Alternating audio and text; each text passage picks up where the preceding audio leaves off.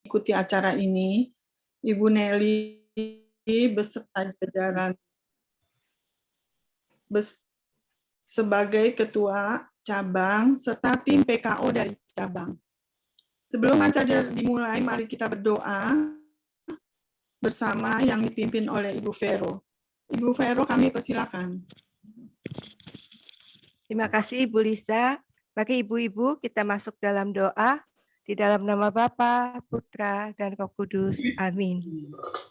Bapa di dalam surga, puji dan syukur kami naikkan kehadirat-Mu ya Bapa untuk pagi hari ini, di mana kami anak-anak-Mu dari anggota wanita Katolik cabang dan ranting Maria Kusuma Karmel, Paroki Meruya, berkumpul dan bergabung walaupun melalui aplikasi Zoom.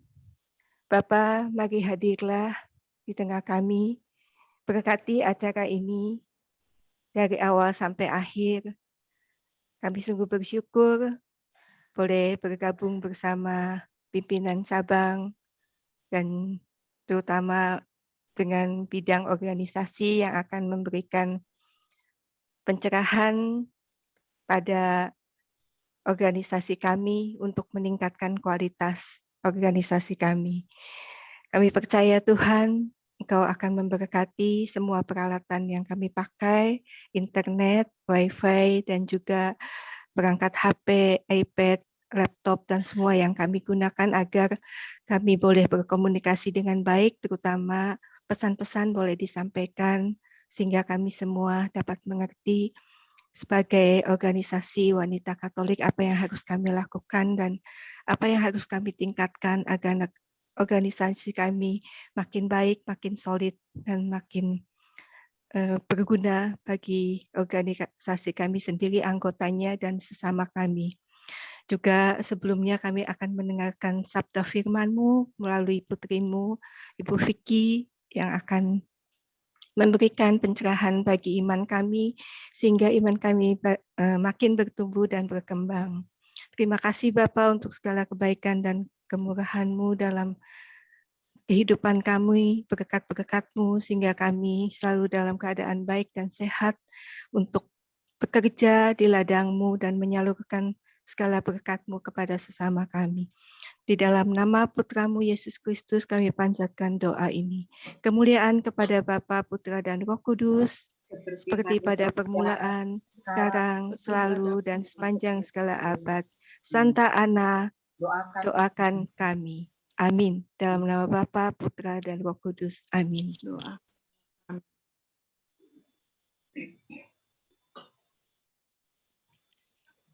Terima kasih Bu Vero untuk doanya. Selanjutnya kita menyanyikan lagu himne WKRI yang dipimpin oleh Ibu Linda.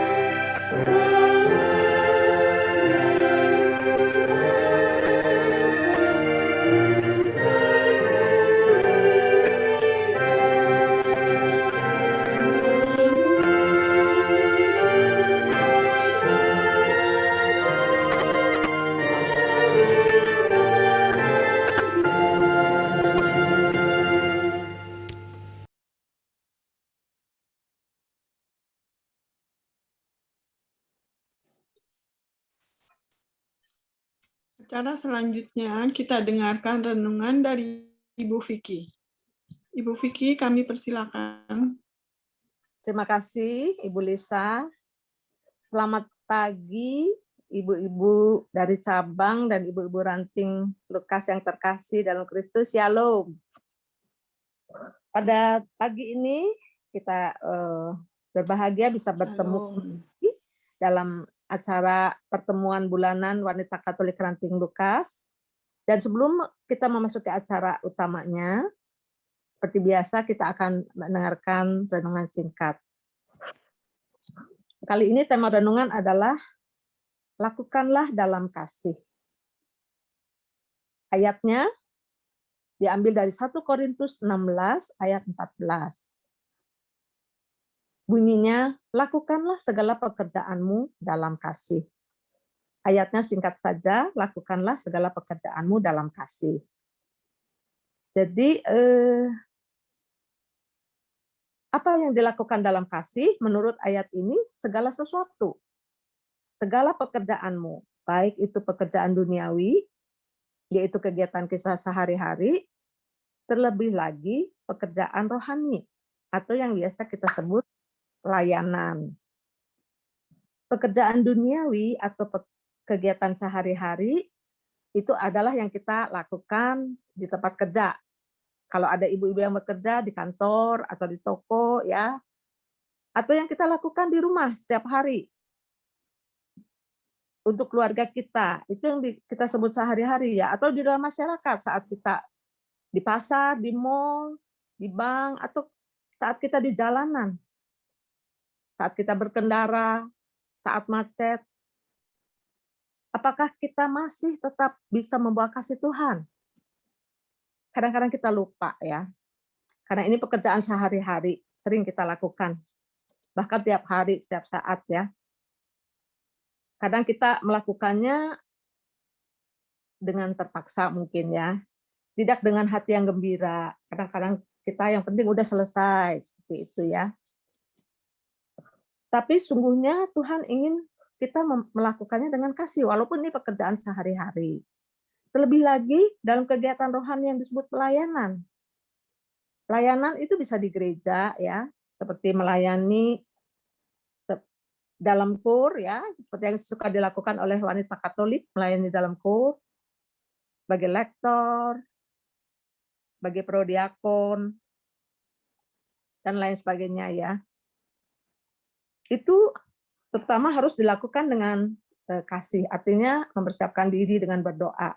Tapi selain di gereja bisa juga dalam komunitas, ya, dalam organisasi seperti ini juga, ya, disebut pelayanan karena kita tidak dibayar, ya, kita melakukannya dengan sukarela, atau kita membantu dalam acara-acara rohani seperti rekoleksi, seminar, retret. Bisa juga pelayanan pribadi seperti mengunjungi orang sakit, mendoakan keluarga-keluarga, kunjungan ke panti sosial, panti asuhan, panti jompo. Itu yang kita sebut biasanya pelayanan. Terlebih lagi pelayanan seperti ini tentu memerlukan kasih. Jadi syarat utamanya bukan kepandaian atau kemampuan kita, bukan jabatan kita, bukan harta atau uang kita, meskipun semua itu pasti diperlukan, ya, menolong kita dalam melakukan kegiatan ini. Bahkan bukan juga karunia-karunia yang Tuhan berikan, itu bukan yang utama. Tapi Tuhan menghendaki kita melakukan semuanya itu dengan kasih. Artinya kita berdoa dulu, ya, sebelum melakukan semuanya itu, kita jangan lupa berdoa dan menyerahkan semuanya ke dalam tangan Tuhan, supaya Dia hadir dan menyertai kita dalam melakukan semuanya. Namun, banyak dari kita melakukan pelayanan, apalagi kegiatan sehari-hari yang sudah kita lakukan tanpa dipikir, ya, di rumah misalkan. Kita melakukannya tanpa kasih. Benar nggak? Karena kita, ya, melakukannya sekadar rutinitas atau sebagai kewajiban. Yang penting udah melakukan, yang penting sudah beres, selesai, gitu, ya. Namun Tuhan tidak menghendaki demikian. Tuhan menghendaki kita melakukan semuanya dalam kasih Tuhan. Mengapa? Mungkin ada yang berkata, wah kalau udah mau aja, udah bagus ya. Pakai syarat lagi dengan kasih, wah susah banget gitu ya. Misalkan seseorang dipilih menjadi ketua lingkungan, walaupun ia terpaksa karena dipilih oleh warga, terpaksa ia mau melakukannya. Itu sudah bagus, kita bilang, dia udah mau, bagus ya.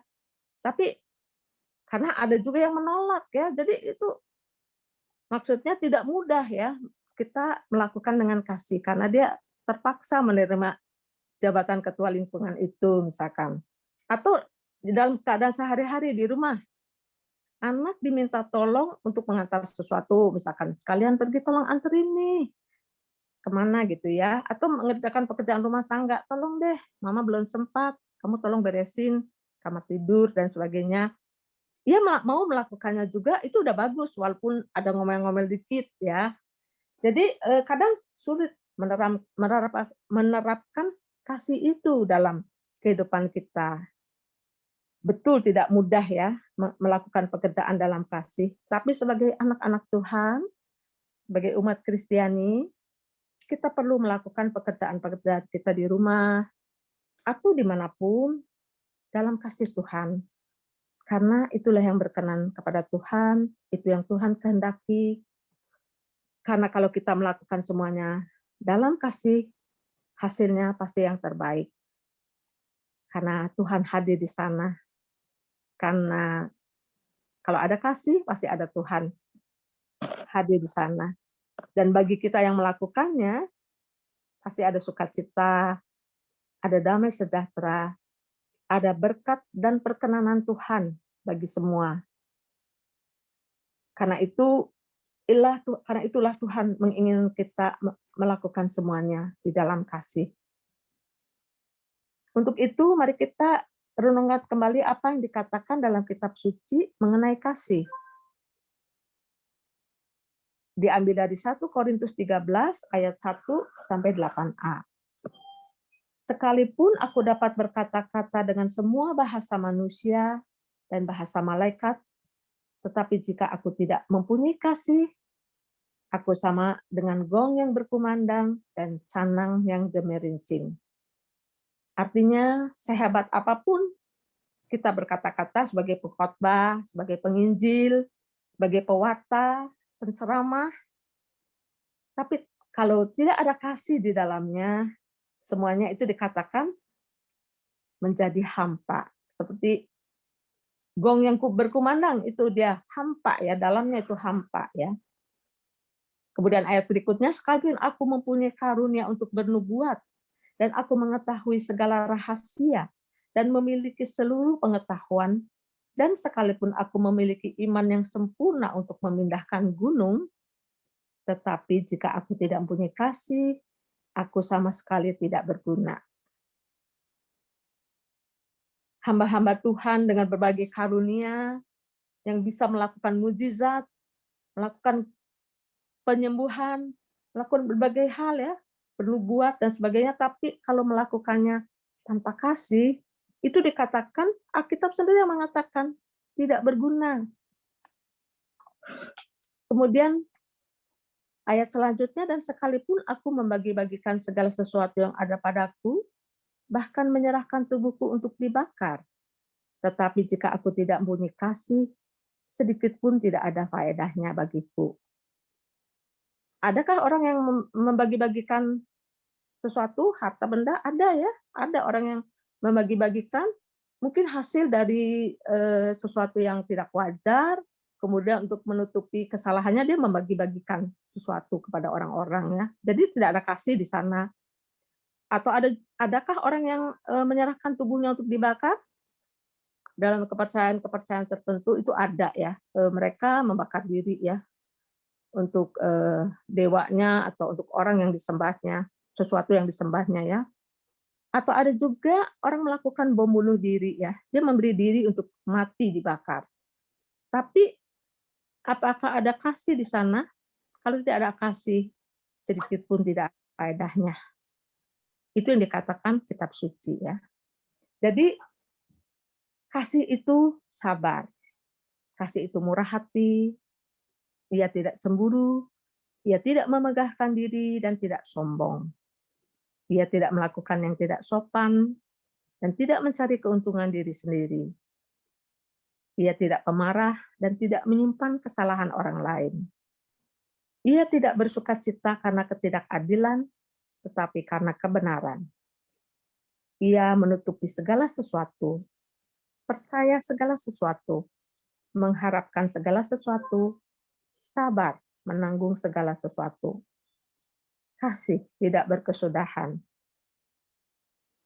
Karena itu, mari ibu-ibu yang terkasih, marilah kita senantiasa berelasi dengan Allah, sebab kasih itu berasal dari Allah. Dan kita mohon kepada Tuhan Allah kita agar kita dikaruniai kasih yang besar. Karena dalam diri kita sendiri itu tidak ada kasih sebenarnya. Kasih kita itu berasal dari Allah. Jadi kita bisa memohon kepada Tuhan Allah kita untuk memberikan kasih yang besar di dalam hati kita. Dan sambil kita melatih diri bersama Roh Kudus untuk selalu ingat melakukan segala sesuatu dalam kasih seperti yang Tuhan kehendaki. Sehingga apapun yang kita lakukan, senantiasa ada berkat Tuhan, ada perkenanan Tuhan. Demikian yang dapat saya bagikan pada pagi hari ini. Terima kasih, Tuhan Yesus memberkati.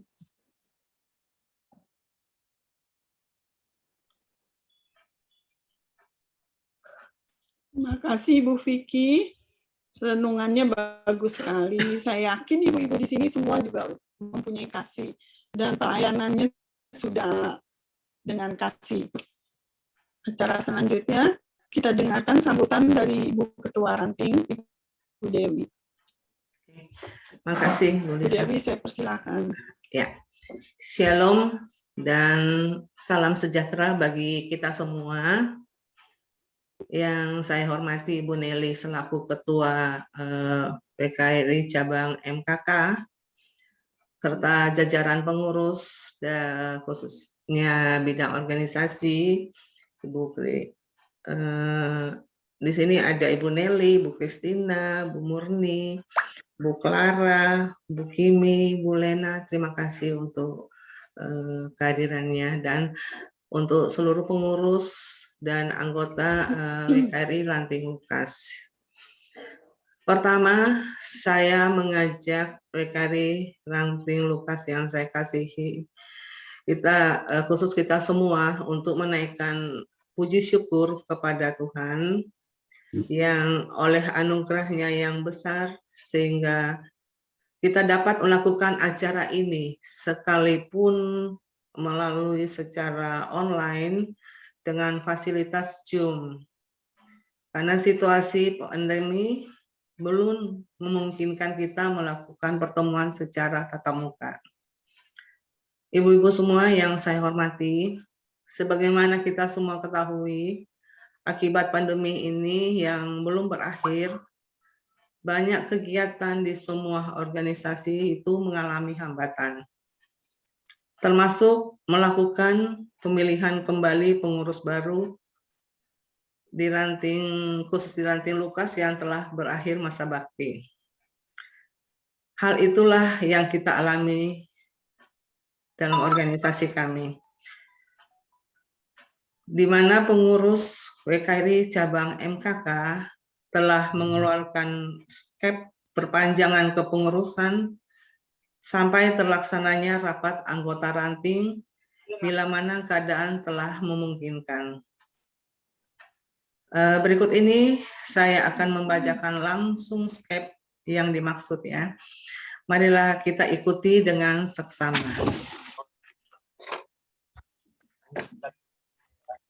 Mana itu?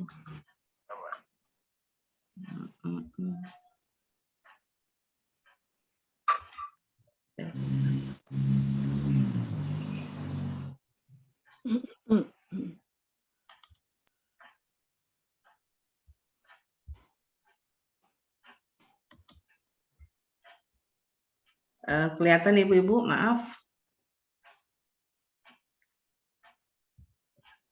Kelihatan? Belum Bu. Oh, Belum. wait. Belum, Dewi. Nggak Belum kelihatan. ya? Belum. Belum muncul. Oke, oke. Wait.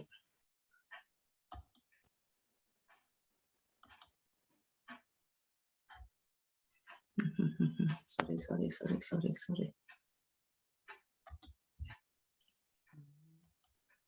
Saya udah siapin.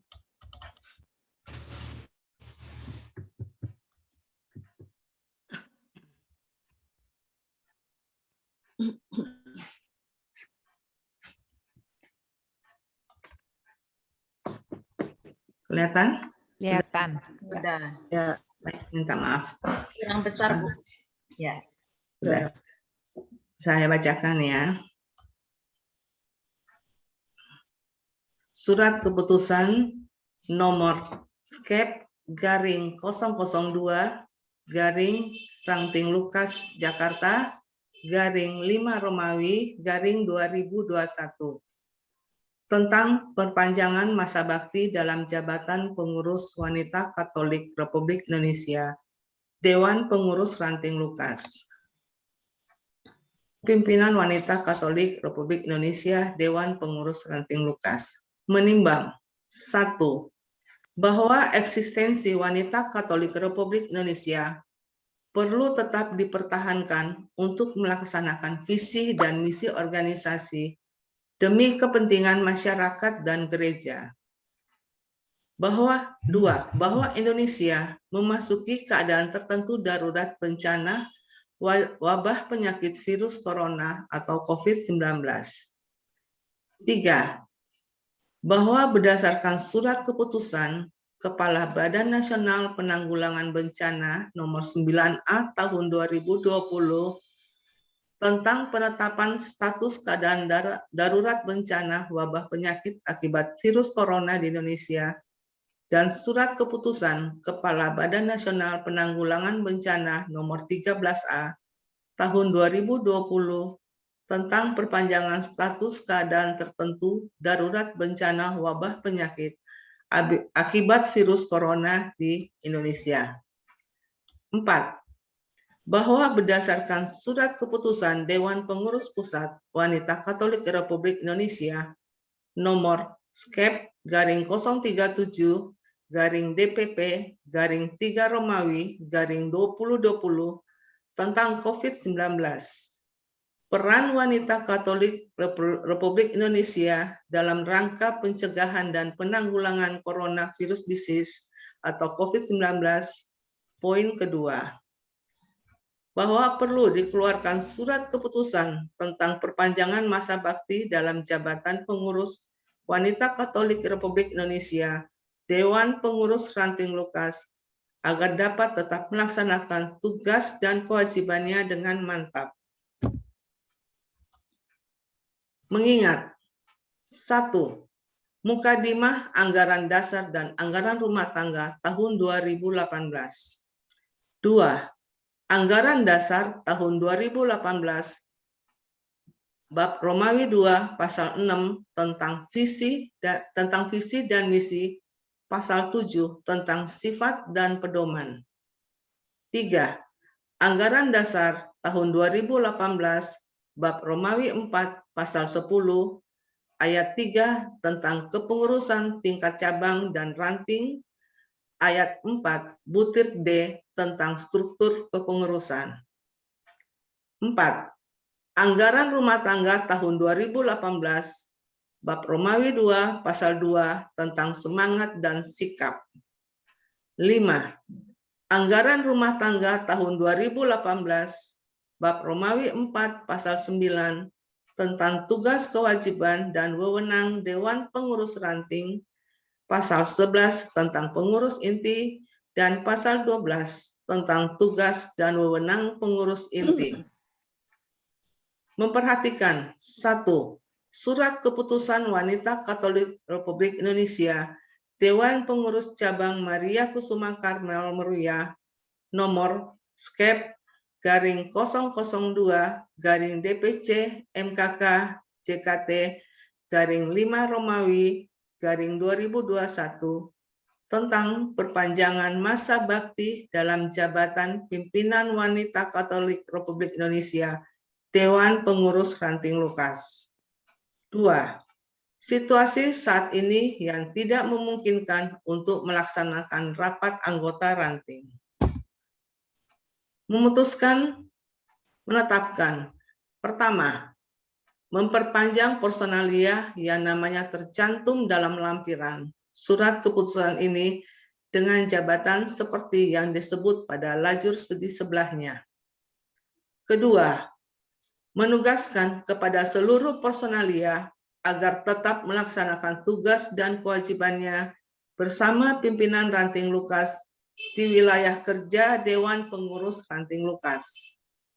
Ketiga, segera melaksanakan rapat anggota ranting bila mana keadaan sudah memungkinkan dengan diterbitkannya surat keputusan yang menyatakan bebas bencana wabah penyakit. Keempat, surat keputusan ini berlaku sejak tanggal 24 Mei tahun 2021 sampai terlaksananya rapat anggota ranting dengan ketentuan apabila terdapat kekeliruan akan diadakan perbaikan semestinya. Ditetapkan di Jakarta pada tanggal 24 Mei tahun 2021, Dewan Pengurus Ranting Lukas. Tertanda Ketua Jorina Dewi. Terima kasih.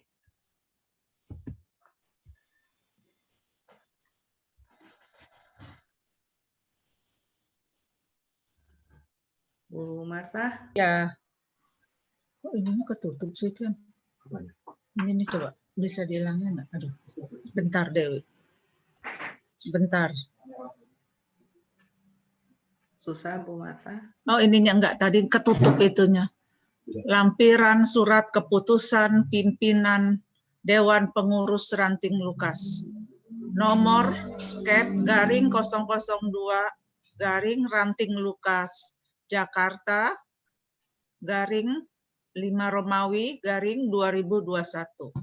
Nomor 1. Nama Jorina Dewi, Ketua dan merangkap Koordinator Sektor Blok I.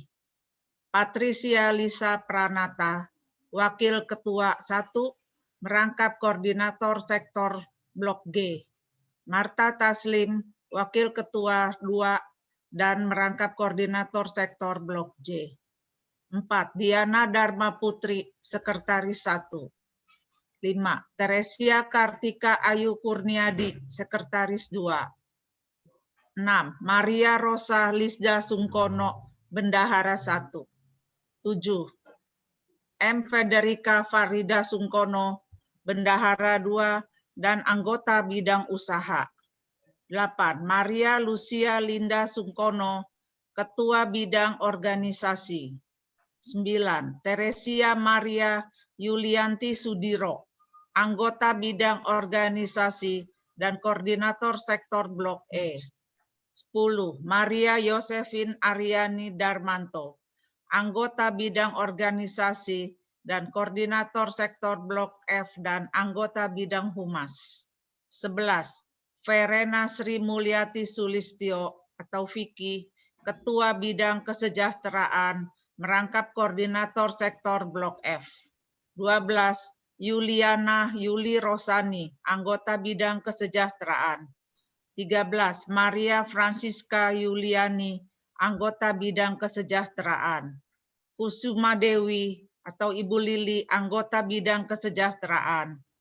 Tresia Yuniarti, anggota bidang kesejahteraan dan koordinator sektor Blok D. Vincentia Dona Wita Laurita Sunitya, anggota bidang kesejahteraan. Dr. Gigi MP Reisita G, anggota bidang kesejahteraan. 18. Francisca Wiwik, anggota bidang kesejahteraan. 10. Katarina Maria Surjawati Surjadi, Ketua Bidang Pendidikan. 20. Maria Immaculata Tina Pranoto, anggota bidang pendidikan. 21. Ignacia Julian anggota bidang pendidikan.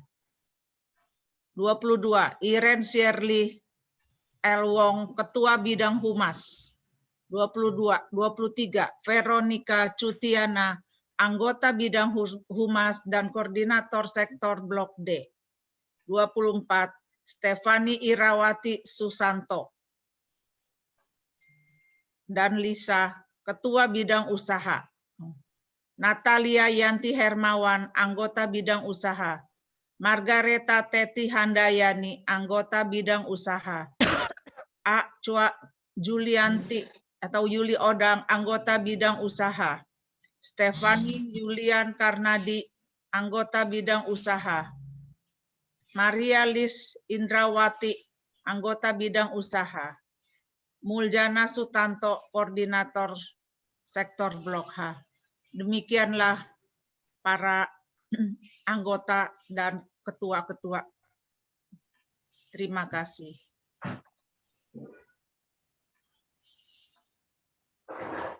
Terima kasih Bu Dewi dan Bu Marta telah membacakan skep. Acara selanjutnya kita menyanyikan Mars WKRI.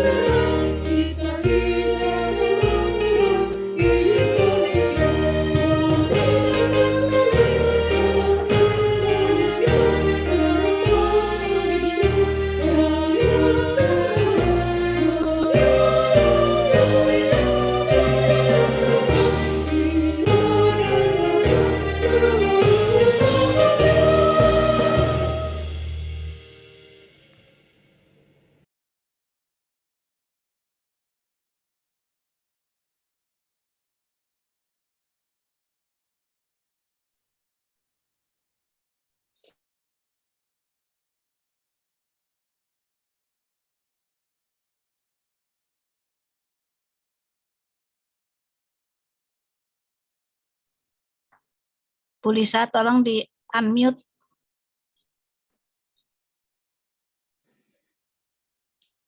Selanjutnya, sambutan dari Ketua Cabang, Ibu Nelly. Saya persilakan.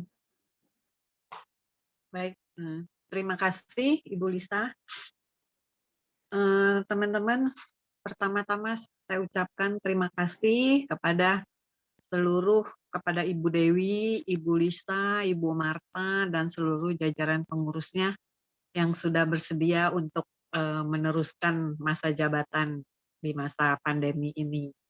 Memang kita semua kesulitan ya, cabang juga nggak bisa ada konferensi cabang, jadi kita belum bisa mempertanggungjawabkan pekerjaan kita 3 tahun kemarin, dan juga kita belum bisa ada pemilihan ketua ranting yang baru, ketua cabang baru, ketua ranting baru, semua belum bisa kita laksanakan. Jadi makanya dari DPP, DPD, mereka mengeluarkan skep perpanjangan masa tugas untuk kita semua. Karena kita organisasi resmi dan kita ada di ADART juga nggak ada ya pemilihan secara online. Jadi ya seperti Bu Vicky tadi juga udah ngasih kita renungan ya, lakukanlah pekerjaanmu dengan kasih. Jadi nanti akan ada sukacita, damai sejahtera. Jadi ya kita tetap semangat ya teman-teman semua, kita lakukan aja semua, kita laksanakan dengan kasih, dengan sukacita. Jadi nanti pasti Tuhan dengarlah doa-doa kita ya, apalagi kita melaksanakan tugas-tugas pelayanan kita sebagai pelayan-pelayan kecilnya Dia dengan setia, dengan kasih. Nah, pasti Tuhan nanti dengar doa-doa kita, pasti akan ada RAR. Jadi jangan khawatir. Yang penting sekarang kita semangat dulu ya, kita lanjutkan semuanya.